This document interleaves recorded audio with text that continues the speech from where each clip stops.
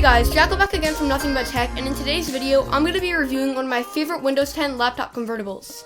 This is the Lenovo Yoga 900, and I've been using this as my daily laptop of choice for the past few months. So in today's video, I'm going to be going over this as a laptop and also a tablet solution. So let's get right into my review of the Lenovo Yoga 900. The design of the Yoga 900 is definitely eye-catching to say the least. It is a thin and light laptop coming in at 0.59mm thick and 2.8 pounds. The 900 is the world's thinnest Intel Core i convertible. Although it is not as thin or light as many other dedicated laptops on the market, I found it very portable and easy to throw in a backpack or carry around with me, and the weight was never an issue for portability. Moving on to the body, it is made mostly out of a magnesium alloy which feels and looks premium. The 900 comes in 3 different colors: a striking orange, champagne gold, and a low profile silver, which is the model I have here. So that is the outline of the design, but the main feature of the design is the hinge. Lenovo is calling it the watchband style hinge, and it is what gives the 900 its main feature. The watchband style hinge makes the laptop convertible a convertible. The keyboard can move to the back of the screen, transforming the Yoga 900 into a relatively thick tablet, or the hinge can transform the computer into a stand, which I could see being very useful on planes for watching movies or TV shows. The last position the 900 transforms into, besides the regular computer layout, is what Lenovo is calling a tent.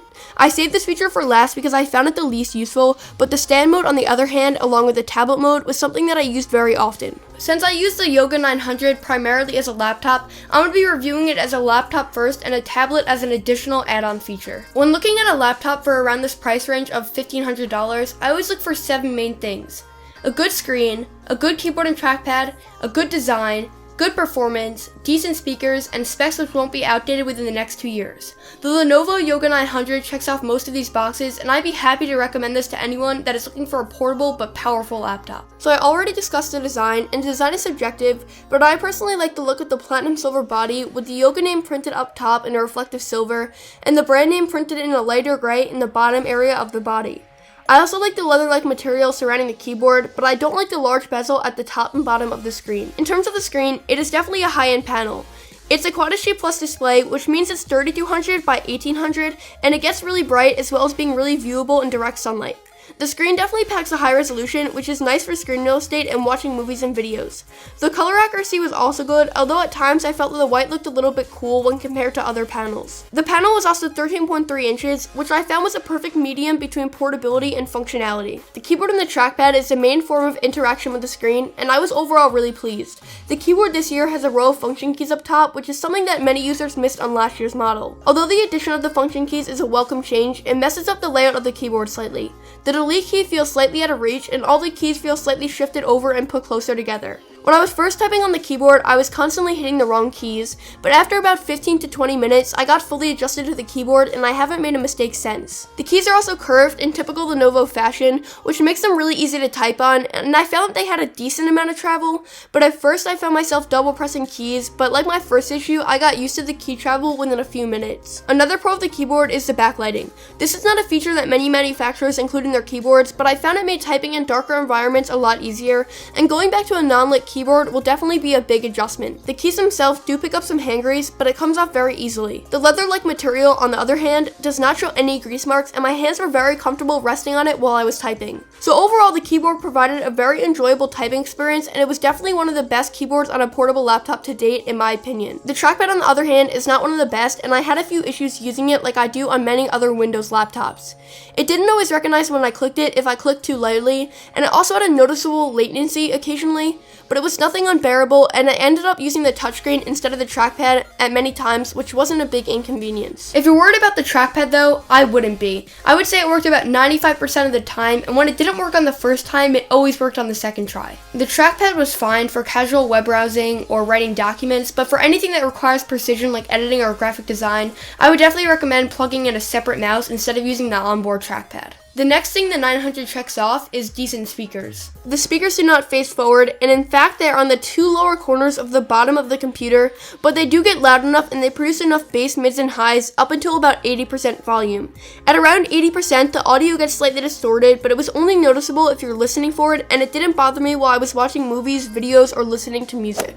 So finally, the performance. If a computer for this price range lacks in the performance area, it is definitely something that I can't recommend. Luckily, the Lenovo Yoga 900 kills it in terms of performance.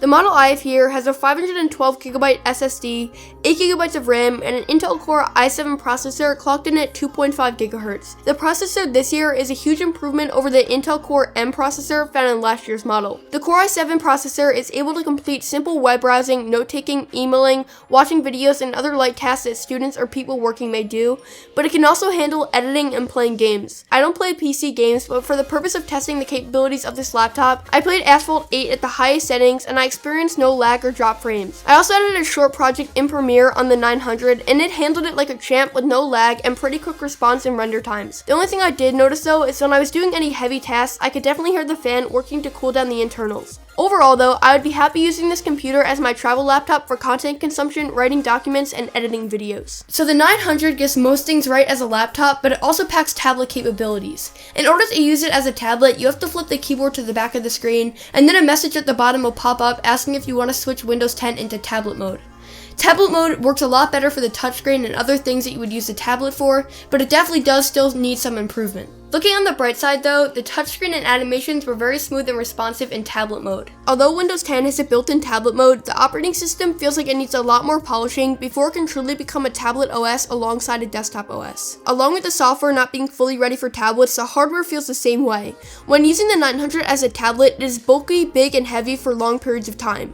The 900 is definitely usable as a tablet, but if you want a tablet first and a laptop second, then the 900 is definitely not your first pick, and I would recommend something from the Surface line instead. Now as a whole, using a Windows 10 convertible as a tablet still needs a lot of improvement and it still needs more polishing, but I feel like other companies did it better than Lenovo did. Regardless, the tablet feature worked when I needed it to, and it was really nice to have a laptop and tablet 2-in-1. So then the final question is, would I recommend this laptop convertible? I definitely would. If you're looking in this price range as a student for note-taking or someone in a business industry that needs to be able to view their emails, write documents, and do other things that are light tasks, or if you're someone in other industries that need this laptop for more intensive tasks, the specs will definitely handle it well and so will the performance, and I would definitely recommend this laptop for anyone that's looking for a portable laptop in this price range.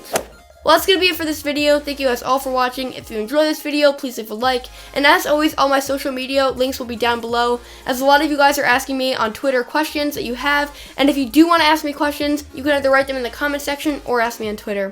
Thank you guys all for watching, and I'll catch you guys in my next video.